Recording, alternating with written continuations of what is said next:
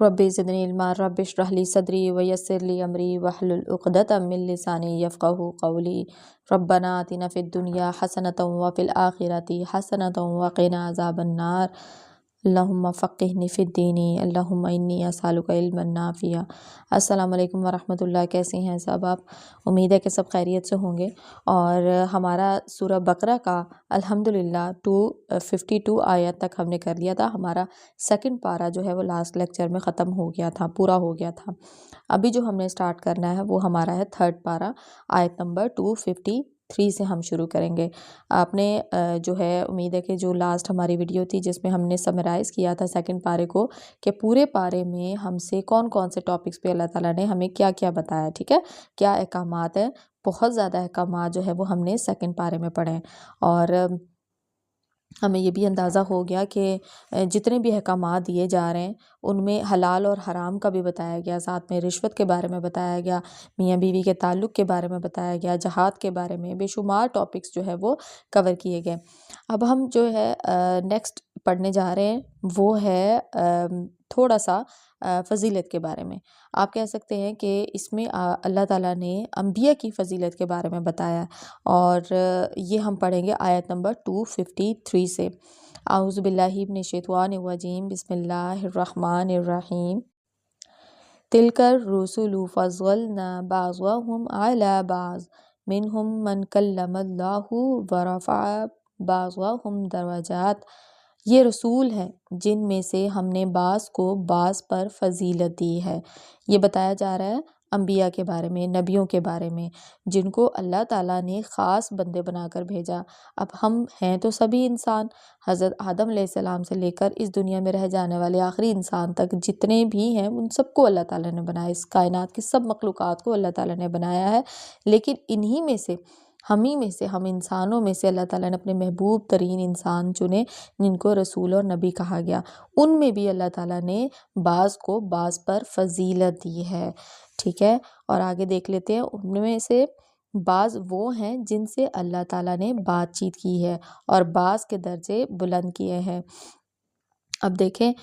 जिनमें से अल्लाह ताला ने बातचीत की है, किन से अल्लाह ने बातचीत की है। हम सबको मालूम है कि अल्लाह ताला का जो डायरेक्ट दुनिया में कलाम हुआ है वो हज़रत मूसा अलैहिस्सलाम से हुआ है। और इसके अलावा अल्लाह ताला ने आप सल्लल्लाहु अलैहि वसल्लम पे जो है वो जब उनके ऊपर जब मेराज पे आप सल्लल्लाहु अलैहि वसल्लम गए थे तो उस वक्त उनके साथ अल्लाह ताला ने कलाम किया था। और इसके अलावा दुनिया में जो है कलाम वो सिर्फ़ हज़रत मूसा अलैहिस्सलाम से किया गया। तो यहाँ पर अल्लाह ताला बता रहे हैं कि नबी पैगंबर तो हमने ही बना के भेजे हैं, लेकिन बाज़ को बाज़ पर फ़जीलत दी है। फॉर एग्ज़ाम्पल कोई एक क्वालिटी या कुछ क्वालिटीज़ जो है वो एक नबी या एक रसूल में है वो दूसरे में नहीं हो सकती, वो अल्लाह ताला ने नहीं बनाई। और किसी को किसी पर अल्लाह ताला ने फ़जीलत दी है, किसी भी अंबिया को आपस में अल्लाह ताला ने फ़जीलत दी है। लेकिन हमने क्या समझना है, हमने क्या हक़ अदा करना है, हमने तमाम अंबिया को वही दर्जा देना है जो उसका हक़ बनता है। अब यहाँ पर फ़जीलत के बारे में हम देख लेते हैं कि जैसे आप अच्छी तरीके से जानते हैं कि कुछ उलुल अज़म जो है वो अंबिया हैं, जैसे कि हज़रत नूह अलैहिस्सलाम हैं। जब पूरी दुनिया में समंदर एक तरह से पानी आया और पूरी दुनिया डूब गई तो चंद लोगों को लेकर वो कश्ती पर निकले थे, उनके बारे में। फिर उसके बाद हज़रत इब्राहीम अलैहिस्सलाम, फिर हज़रत मूसा, हज़रत ईसा अलैहिस्सलाम, फिर हज़रत मोहम्मद सल्लल्लाहु अलैहि वसल्लम। इस तरह से अल्लाह ताला ने जो दर्जात हैं वो रखे। और इस तरह से आप सल्लल्लाहु अलैहि वसल्लम को आप कह सकते हैं कि फ़जीलत हासिल है सब पर। और इस बारे में हम बहुत सारी अहादीस भी पढ़ते हैं जिसमें आप सल्लल्लाहु अलैहि वसल्लम की हैं कि आखिरत में जो है वो जब हिसाब किताब नहीं हो रहा होगा तो उस वक्त जो लोग हैं वो ज़ाहिर है हशर के मैदान में होंगे और बहुत बुरे हालों में होंगे। और वो भागते फिरेंगे एक नबी से दूसरे नबी के पास, दूसरे से तीसरे के पास, और फिर एंड में वो आप सल्लल्लाहु अलैहि वसल्लम के पास आएंगे। और आप सल्लल्लाहु अलैहि वसल्लम फिर गुजारिश करेंगे कि अल्लाह ताला से कि हिसाब किताब जो है वो शुरू किया जाए। और इस तरह से जो हिसाब किताब का मामला है वो शुरू किया जाएगा। और फिर शफ़ाअत जो है वो भी आप सल्लल्लाहु अलैहि वसल्लम को इख्तियार दिया गया कि वो हमारी शफ़ाअत भी करेंगे। तो इस तरह से अल्लाह ताला ने बाज़ को बाज़ पर फ़जीलत दी है। अब अल्लाह ताला बीच بیچ میں آپ کو دیکھیں اگلا جو ہمارا آ رہی ہے آیت آ رہی ہے، اس میں ہم دیکھیں گے کہ اللہ تعالیٰ نے بتایا ہے کہ کس طرح سے فضیلت دی ہے۔ اب یہ دیکھیں حضرت عیسیٰ علیہ السلام کا ذکر آئے گا، وَآتَيْنَا عِیسَى ابْنَ مَرْیَمَ الْبَیِّنَاتِ وَأَیَّدْنَاهُ بِرُوحِ الْقُدُسِ، یعنی کہ اور ہم نے عیسیٰ ابن مریم کو معجزات عطا فرمائے اور روح القدس سے ان کی تائید کی۔ اب یہ کیا ہے معجزات؟ آپ کو اچھی طرح سے معلوم ہے کہ حضرت جو عیسیٰ علیہ السلام ہیں ان پر جو کتاب نازل ہوئی وہ انجیل تھی، ان کو بینات عطا کی گئی تھیں، ان کو معجزات بھی عطا کیے گئے تھے، اور معجزات میں جو ہے وہ مردے کو زندہ کرنے کا معجزہ، اور کوڑ کے مرض میں پھر اندھوں کو شفا دینا، اور یہ معجزات جو ہیں وہ حضرت عیسیٰ علیہ السلام کو دیے گئے تھے، اور روح القدس سے ان کی تائید بھی کی گئی، یعنی کہ حضرت جبرائیل علیہ السلام جو ہیں وہ اس طرح سے ان کی مدد فرمایا کرتے تھے، اور روح القدس جو ہے وہ علم بھی ہے جو اللہ تعالیٰ نے حضرت عیسیٰ علیہ السلام کو عطا کیا تھا۔ اور اس کے علاوہ ہم دیکھتے ہیں کہ جیسے حضرت کہ آپ صلی اللہ علیہ وسلم کی حدیث ہے نا کہ دنیا میں جب مطلب قیامت برپا ہوگی تو اس وقت آخرت میں سب کو جو ہے وہ مطلب کپڑوں کے بغیر ننگا اس دنیا سے اٹھایا جائے گا، اور اس میں سب سے پہلے جو لباس ہے وہ حضرت ابراہیم علیہ السلام کو پہنایا جائے گا، کیونکہ قیامت کے دن سب بے لباس ہوں گے، اور اسی طرح سے اللہ تعالیٰ نے فضیلت دی کہ حضرت ابراہیم علیہ السلام کو لباس پہنایا جائے گا، پھر باقی سارے انبیاء کو، اور پھر اس کے بعد ساتھ ہی باقی جو اللہ تعالیٰ کے وہ بندے جو اللہ تعالیٰ کے محبوب ترین بندے ہیں ان سب کو اس طرح سے آپ کہہ سکتے ہیں کہ فضیلت دی گئی ہے۔ اور اس طرح سے حضرت آدم علیہ السلام کو کیا فضیلت ہے کہ وہ انسانوں میں پہلے انسان ہیں جن کو پہلے پیدا کیا، سب سے پہلے اس دنیا میں حضرت آدم علیہ السلام کو پیدا کیا گیا تھا انسانوں میں۔ اور اسی طرح حضرت موسیٰ کا ہم نے بھی پڑھا کہ حضرت موسیٰ علیہ السلام جو ہیں وہ ایسے واحد انبیاء ہیں، نبی ہیں جن کے ساتھ اللہ تعالیٰ نے دنیا میں ہی کلام کیا تھا۔ اور اس طرح سے ہم نے جو ہے وہ اللہ تعالیٰ نے جو فضیلت بخشی ہے، آپ کہہ سکتے ہیں یہ ضروری نہیں ہے نبی اور انبیاء کے بیچ میں۔ اب یہ دیکھیں تھوڑا سا اگر آپ آگے آتے ہیں، اسی طرح جو اللہ تعالیٰ کی باقی مخلوقات ہیں جیسے جو صحابہ تھے، اگر ہم حضرت ابوبکر صدیق کی بات کرتے ہیں، پھر ان کے بعد حضرت ابوبکر صدیق کے بعد حضرت عمر، عثمان، علی، اور پھر باقی جتنے بھی ایسے محبوب ترین اللہ تعالیٰ کے بندے اور ان کو اللہ تعالیٰ نے درجات دیے ہیں، تو یہ دنیا میں جتنے بھی درجے ہیں وہ ان کے اعمال کے حساب سے دیے گئے ہیں، وہ اللہ تعالیٰ نے اپنی مرضی سے اپنے محبوب بندوں کو، محبوب مخلوقات کو دیے ہیں، ٹھیک ہے۔ اور اسی طرح جو آخرت کا ہم اگر دیکھتے ہیں تو آخرت میں بھی درجات ہوں گے، جو نیک لوگ ہوں گے جو جنتوں میں جائیں گے، جنتوں میں بھی درجات ہوں گے، اور وہ بھی اسی طرح ہوں گے کہ کسی نے جو ہے وہ کس طرح سے عمل کیا، اس کے کیا کیا نیکیاں تھیں، کس طرح سے اس کا جو رزلٹ ہے وہ اناؤنس ہوگا وہاں پر، اور پھر اس کی بنیاد پہ اللہ تعالیٰ جنتوں میں بھی درجات مقرر فرمائیں گے۔ اور اللہ تعالیٰ ہمیں بھی کچھ اتنا نیک بنا دے کہ اللہ ہم سے راضی ہو، اور ہم سے جتنے بھی گناہ اور خطائیں ہم سے ہو جاتی ہیں وہ سب اللہ تعالیٰ معاف فرما دے، اور ہمیں بھی جنتوں میں اعلیٰ مقام عطا فرما دے، آمین ثم آمین۔ آگے دیکھ لیتے ہیں۔ وَلَوْ شَاءَ اللَّهُ مَا اقْتَتَلَ الَّذِينَ مِن بَعْدِهِم مِّن بَعْدِ مَا جَاءَتْهُمُ الْبَيِّنَاتُ وَلَٰكِنِ اخْتَلَفُوا فَمِنْهُم مَّنْ آمَنَ وَمِنْهُم مَّنْ كَفَرَ۔ اگر اللہ چاہتا تو ان کے بعد والے اپنے پاس دلیلیں آ جانے کے بعد ہرگز آپس میں لڑائی بھڑائی نہ کرتے، لیکن ان لوگوں نے اختلاف کیا اور ان میں سے بعض تو مومن بھی ہوئے اور بعض کافر۔ اب یہ بتایا جا رہا ہے کہ جب انبیاء آ گئے اور انبیاء نے اپنا پیغام جو ہے وہ اللہ تعالیٰ کا جو پیغام تھا وہ اپنے ذریعے سے ان انسانوں تک پہنچا دیا، لیکن انہوں نے کیا کیا کہ اپنے پاس دلیلیں آ جانے کے باوجود، یعنی کہ ان کے پاس ثابت سامنے ان کے ثبوت موجود ہیں، ایک طرح سے آپ کہہ لیں معجزات کی شکل میں، لیکن پھر بھی انہوں نے کیا کیا، انہوں نے آپس میں لڑائی جھگڑے کیے، آپس میں نقصان پہنچایا ایک دوسرے کو۔ تو کیا یہ نقصان جو ہے یہ اختلاف انہوں نے کیا تھا، اور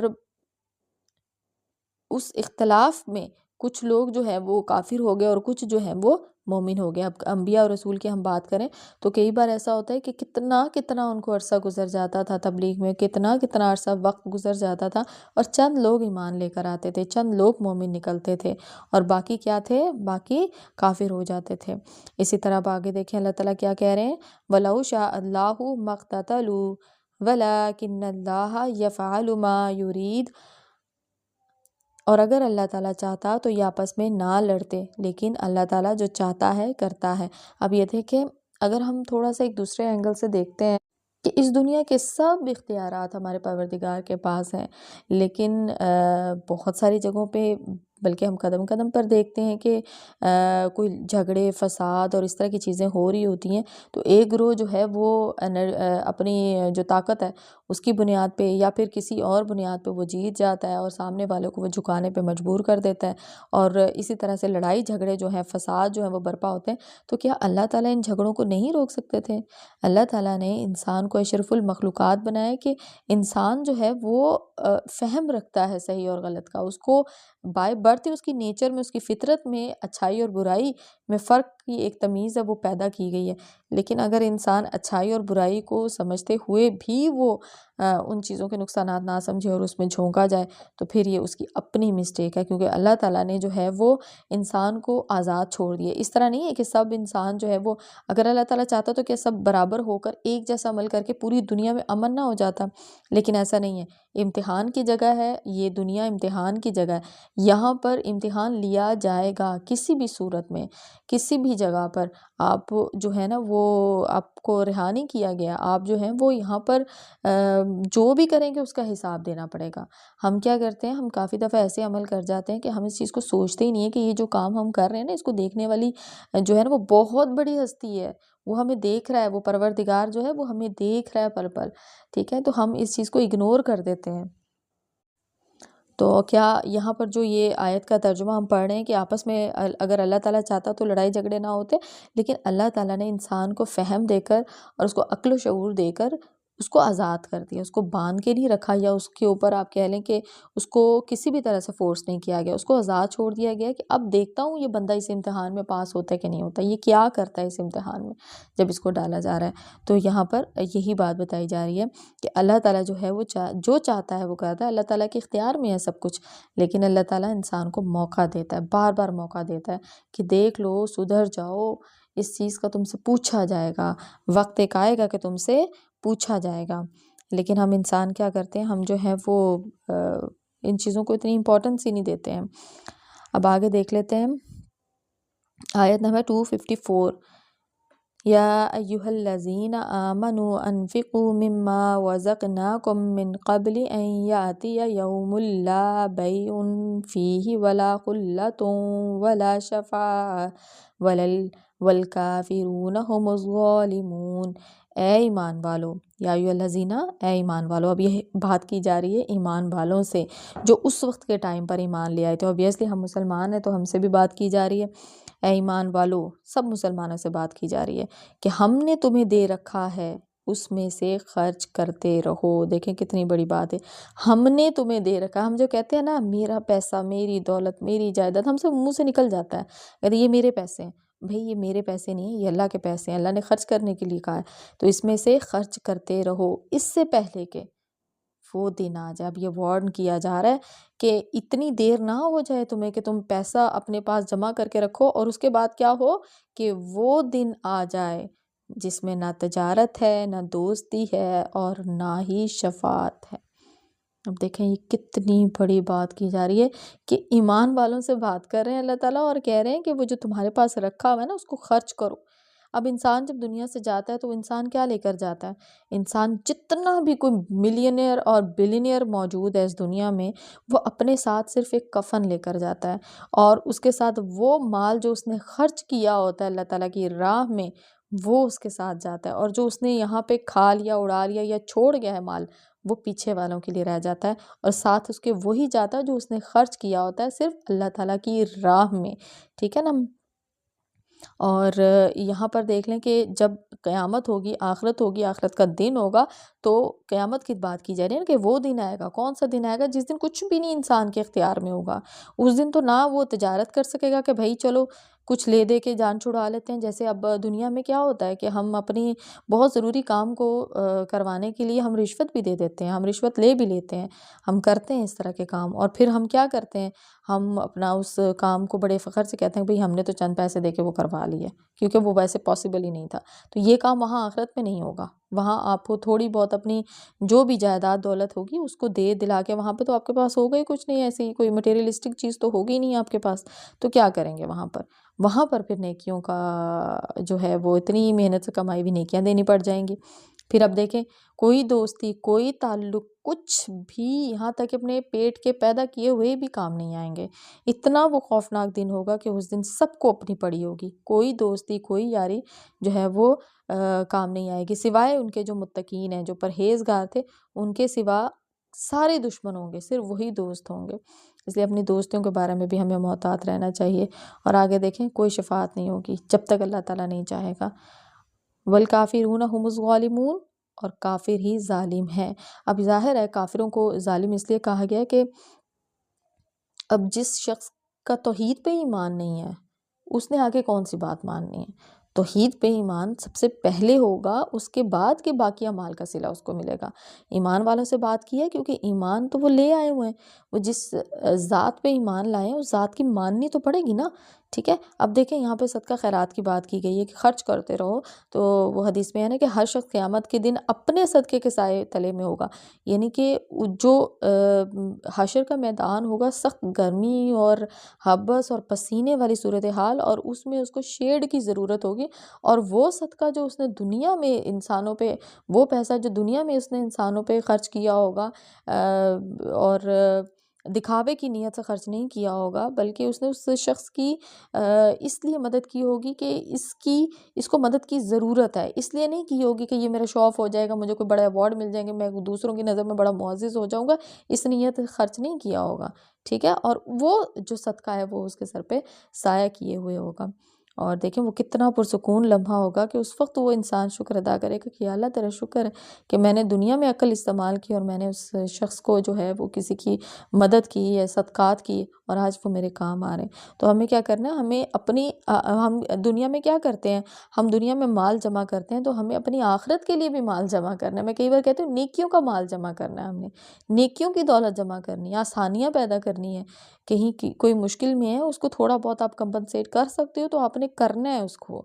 ٹھیک ہے۔ اور وہ اس لیے نہیں کرنا کہ میں کوئی اس انسان کی واہ واہ لینے جا رہا ہوں، بلکہ میں نے اس لیے کرنا ہے کیونکہ مجھے صلہ آخرت میں چاہیے۔ ابھی دنیا میں تو ہم جو ہے وہ اگر ہمیں صلہ نہیں بھی ملے گا تو چل جائے گا، اٹس اوکے، لیکن جو آخرت کا معاملہ ہے نا اس میں تو ہمیں بہت سارا ایسا مال چاہیے ہوگا جو ہمارے کام آئے، جو نیکیاں ہیں، صدقات ہیں، وہ بہت ساری ہمیں چاہیے ہوں گی، اور اللہ تعالیٰ ہماری نیتوں سے واقف ہے۔ ہمیں ایسے کوئی بھی کام کرتے ہوئے اپنی نیتوں کو خالص رکھنا ہے، کیونکہ آپ کو معلوم ہے کہ جو صدقہ ہے وہ کون کون سی فارم میں، صدقہ جو ہے وہ ہم حدیث میں پڑھتے ہیں نا کہ انسان جو ہے وہ 3 طرح کے صدقے پیچھے چھوڑ کے جائے گا۔ ایک تو اس کی کوئی نیک اولاد ہوگی جس کی اس نے بڑی اچھی تربیت کی ہوگی، ٹھیک ہے، اور دوسرا وہ علم ہوگا جو وہ دیتا ہوگا، علم اس نے بانٹا ہوگا، اور تیسرا جو پیسہ منی یا اس طرح کی چیزیں صدقات اس نے کی ہوں گی، انویسٹ کیا ہوگا کہیں پہ کسی مسجد میں، کسی یتیم کے اوپر، جو ضرورت مند ہے ان کے اوپر خرچ کیا ہوگا۔ تو یہ ایسا صدقہ جو مطلب بعد میں بھی اس کے کام آتا رہے۔ فار ایگزامپل اگر کسی ہاسپٹل میں کسی نے کوئی رکھوا دی ہے، کوئی ویل چیئر رکھوا دی ہے، کوئی پانی کا کچھ انتظام کروا دیا ہے، یا کوئی اے سی اور کولر کا انتظام کروا دیا گرمیوں کے لیے، یا پھر کہیں کوئی درخت لگا دیا، کوئی پانی کا انتظام کس طرح سے نلکا لگوا دیا، ٹیپ لگوا دیا، کولر رکھوا دیا، یعنی کہ اس طرح کی چیزیں جو اس کے مرنے کے بعد بھی اس کے کام آتی رہیں گی، تو یہ صدقہ جاریہ ہوتے ہیں، اور ہمیں اپنے صدقہ جاریہ پہ کام کرنا چاہیے۔ یہ جو ہم اتنی محنت کر رہے ہیں، قرآن پاک پڑھنے کے بعد پڑھا رہے ہیں، یہ ہم اپنے صدقہ جاریہ کا انتظام کر رہے ہیں، ہم کسی کی ذات پہ احسان نہیں کر رہے، ہم تو اپنے لیے محنت کر رہے ہیں، ہم تو بڑے خود غرض قسم کے انسان ہیں، ہم اپنے لیے محنت کر رہے ہیں کہ یا اللہ ہم بہت گنہگار ہیں، ہم بہت گنہگار لوگ ہیں، ہمیں معاف فرما دینا، اور ہماری اس چھوٹی سی کوشش کو قبول کر لینا. ہم بڑے گنہگار اور ہم سے گناہ بھی ہو جاتے ہیں، لیکن ہم اللہ تعالیٰ سے اچھی امید رکھتے ہیں، اچھا گمان کرتے ہیں. ہمیں ہمارا پروردگار جو ہے وہ بہترین صلہ دے گا. ہماری نیتوں کو اللہ جانتا ہے. اللہ تعالیٰ ہم سے راضی ہو. ہمیں اور کیا چاہیے. آج کے لیے بس اتنا ہی. آیتیں ہم نے 253 اور 254 آیت کر لی ہے. انشاءاللہ تعالیٰ آگے ہم دیکھ لیں گے. آگے بڑی آیت آ رہی ہے جو کہ آیت الکرسی ہے، اور اس کو انشاءاللہ ہم کوشش کریں گے کہ ہم ایک ہی کلاس میں کور کر لیں. وہ ایک ہی آیت ہے، اور آپ کو پتہ ہے آیت الکرسی جو ہے وہ اس کی فضیلت وغیرہ جو بھی ہے وہ ہم انشاءاللہ تعالیٰ نیکسٹ کلاس میں دیکھیں گے. آج کے لیے بس اتنا ہی. اپنے لیے اور میرے لیے خاص دعاؤں میں یاد کیا کریں، یاد رکھا کریں دعاؤں میں. اور اللہ ہمیں بس معاف فرما دے، ہماری اس کوشش کو قبول فرما دے. وما علینا الا البلاغ المبین.